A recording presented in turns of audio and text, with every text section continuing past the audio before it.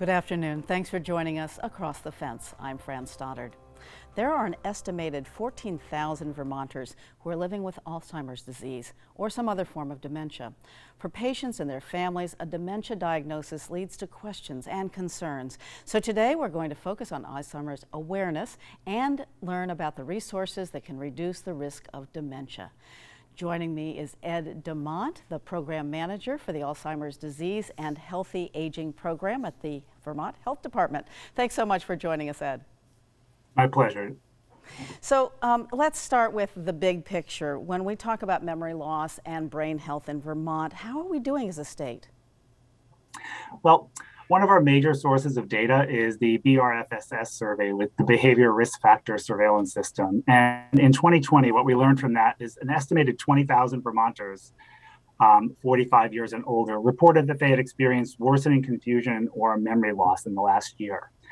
And of that 20,000, there are certain populations that bear an unburden of risk, especially those who have experienced socioeconomic disadvantage, historical injustice, or other avoidable systemic inequalities.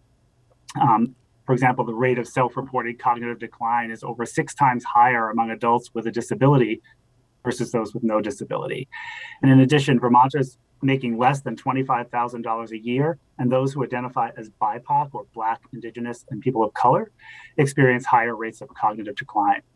So these trends here in Vermont point to why the CDC, the Center for Disease Control and Prevention, and the state of Vermont are working to address Alzheimer's disease and related dementias as a public health priority. Right, and so they're very clearly vulnerable populations who need attending to.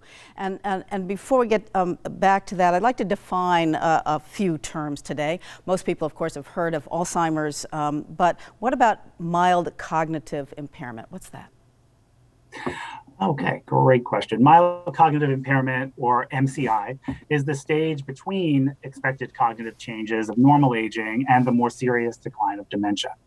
Mild cognitive impairment is particularly characterized by, say, problems with memory, language, thinking, and judgment. And you may be aware that your mental function has kind of slipped a little bit, and your family or close friends may also notice a change, but those changes aren't severe enough to significantly interfere with your daily life and your usual activities. And just to note, some people with mild cognitive impairment may never experience more serious cognitive decline, but MCI may indicate an increased risk of later developing Alzheimer's disease or a related dementia. This is why it's important and beneficial for Vermonters to bring up their memory concerns with their primary care providers. It's equally important for providers to help their patients be comfortable having these conversations and even initiating them as a standard part of preventative care. So what is the difference between Alzheimer's disease and dementia? Great. Dementia is a generic term for an impairment that interferes with a person's ability to carry out the tasks of daily living. And Alzheimer's disease is the most common cause of dementia, but Alzheimer's itself is a brain disease that brings about complex changes in brain cells, and of which dementia is an eventual consequence. And at first, the disease typically impacts the part of the brain that's associated with learning, which means that the most common early symptom is often a trouble remembering new information. And then as the disease advances and more severe symptoms begin to manifest, we see disorientation, confusion, and behavior changes. Eventually, speaking, swallowing, and mobility become difficult. And just to note, very often, 2 types of dementias can occur in the same person at the same time. And other dementias are vascular dementia, Lewy body dementia, dementias associated with Parkinson's disease, frontotemporal dementia, and many Vermonters endure these as well. Wow, so really a lot going on here.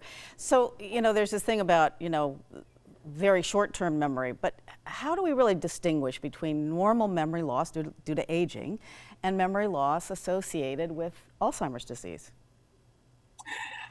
Typical age-related changes include things that probably happen to all of us who've been around for multiple decades, right? Making bad decisions once in a while, missing a monthly payment, forgetting a name but then remembering it later, occasionally forgetting which word to use, or misplacing your wallet or your car keys, but being able to retrace your steps and say, oh, I wore my tan khakis last night, my keys must be in there, and you're able to find them.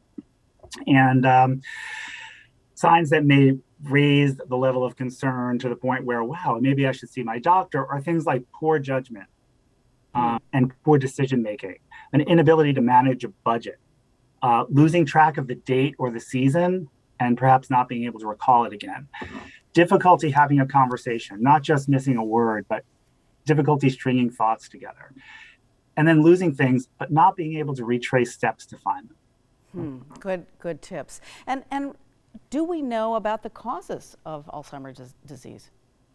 We know some things, but scientists don't yet fully understand what causes Alzheimer's disease in most people.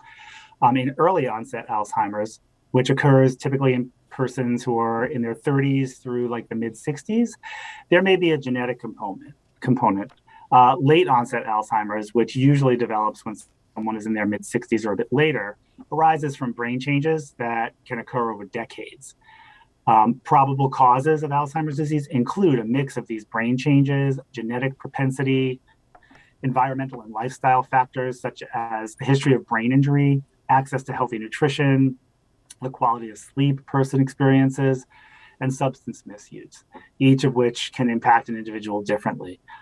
For example, a person living with Down syndrome has a higher risk of developing Alzheimer's disease than an individual in the general population.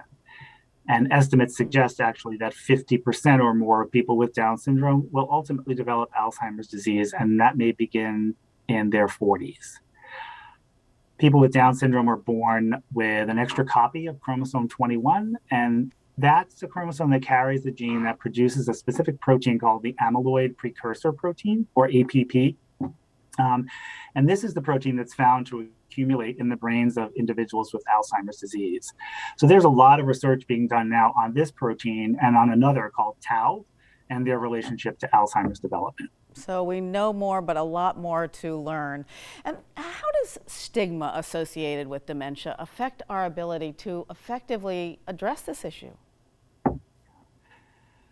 Big issue. Cognitive impairment can be very frustrating, even embarrassing for people who experience it, from the daily lapses at home or in social situations to potentially more serious episodes like driving somewhere and then forgetting how to get back. Talking about cognitive issues with family and others, and including the healthcare provider, can be daunting, and most folks would rather avoid it, right? They want to chalk it up to, oh, it's just an experience, a typical experience of aging, a consequence of aging. But there can be unspoken fear that the impairment may be the first stage on the road to receiving a dementia diagnosis. And that fear can prevent us from having a real conversation about even mild cognitive symptoms. Healthcare providers themselves can have implicit biases and beliefs that can be a barrier to appropriate dementia care. And so there are many ways that stigma can negatively impact people living with dementia, their families, and their care partners. You know, when a disease is, I'm sorry, we're going to say something? No, go ahead. It's so interesting that even our healthcare providers, you know, we really have to push through that potential barrier and bias. We have to be good, strong self-advocates to let these conversations happen. Yeah. So, and when a disease is as prevalent as dementia, yet still reasonably poorly understood, the door is always open to erroneous assumptions, right? Can lead to negative language, stigma by association, feelings of vulnerability, and ultimately kind of a loss of self-worth for people. So supports for the individual, their caregivers, their family, and raising public awareness are critical to helping manage stigma and those mistaken assumptions. And since 48% of Vermonters are over 45, and that's the time of life when lifestyle changes can really impact the trajectory of dementia development, we need to normalize these conversations so people can be diagnosed and supported early in any stage of cognitive decline. Absolutely. And what are some things that we can all do to reduce our risk for Alzheimer's disease or dementia? Well, there's a strong heart-to-head connection, Fran. So if you have, there are several conditions that can lead to cardiovascular disease, such as high blood pressure, diabetes, high cholesterol, that can increase our risk of developing dementias. And there are things in our lifestyle that we can change. So we want to be more physically active. Wear a helmet if we're involved in sports because of traumatic brain injuries, which are also a risk factor. Avoid using tobacco. And challenge your mind. Challenge your mind, exactly. There's evidence that through the lifespan. Increasing our cognitive reserve, which is our brain's flexibility and capacity to improvise, is important as a preventative measure for dementia. Maintain strong social connections, get adequate sleep, and consider following a diet like the MIND diet, which is basically a combination of the Mediterranean diet, which we've heard about for years, and a DASH diet, which is an effective tool for hypertension management. That diet helps us to support our brain with foods that are healthy and nutritious. And if you have uncorrected hearing loss, please take care of do that. something about that, because it's also a risk factor for dementia. Great tips. And what about resources? What's available to support people's efforts to reduce their risk? Well, there are several things. So we have My Healthy Vermont, which offers evidence-based workshops that can support folks with chronic conditions and lead to real results. So people with arthritis, diabetes, cancer, obesity, heart disease can access these workshops and which will help them better manage their chronic conditions. And it could also help them to not develop memory loss or dementias. And there are also workshops that support individuals trying to stop using tobacco too, which was a risk factor we talked about. The You First programs helps Vermonters, women, and anyone with a breast or cervix and they can access these programs to cover healthy lifestyle perks for members. They can get heart health screenings, receive benefits like one-on-one health coaching, fitness memberships, access to nutrition and weight loss programs, and also they can be assisted in navigating the healthcare system, which can sometimes be daunting. And in addition to that, breast and cervical cancer screenings and diagnostic follow-up are also covered. And we're basically out of time, but you also have resources to support the role of caregiver, which is so important because that's so difficult. So we have a quick address there. Yeah, the challenges of managing a person who's exhibiting symptoms and behaviors associated with dementia is completely a huge stressor. So the Alzheimer's Association has online classes that can help caregivers understand and appropriately respond to dementia-related behaviors, the course of dementia, and what to expect. And very, very helpful. Ed DeMont, I'm sorry we are out of time. Thank you so much for speaking eloquently about dementia, its impact, and the importance of talking about it. You're very welcome, Fran. And thank you for joining us across the fence. I'm Fran Stoddard. Stay well.